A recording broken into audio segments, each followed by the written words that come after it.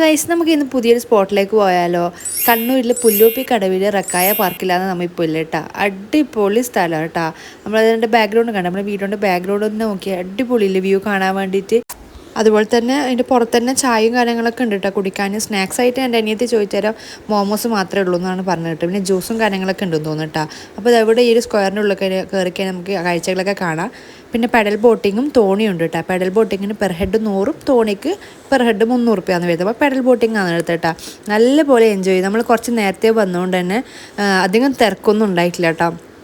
നമ്മൾ ഈ pedal boating കഴിഞ്ഞ് തിരിച്ച് കഴിയുമ്പോഴത്തേക്ക് നല്ല തിരക്കായിട്ടുണ്ടായിരുന്നു അവിടെ കേട്ടോ. അപ്പോൾ അങ്ങനെ അവിടെ എൻജോയ് ചെയ്ത് നമ്മൾ നേരെ പോയത് ക്യാപിറ്റൽ മോളിലേക്കാണ് കേട്ടോ. ക്യാപിറ്റൽ മോളിൽ ഫുഡ് കഴിക്കാൻ വേണ്ടി പോയതാണ്. ഓക്കെ, അപ്പോൾ നമ്മുടെ ഷെൻജയോട് എന്തൊരു പോസ് ചെയ്യാൻ പറഞ്ഞാലും ഷെൻജ ഇങ്ങനെ എന്തൊക്കെയോ കാട്ടിക്കൂട്ടിട്ടല്ല പിള്ളേർ ഇങ്ങനെയാണെന്ന് എനിക്കറിയില്ല.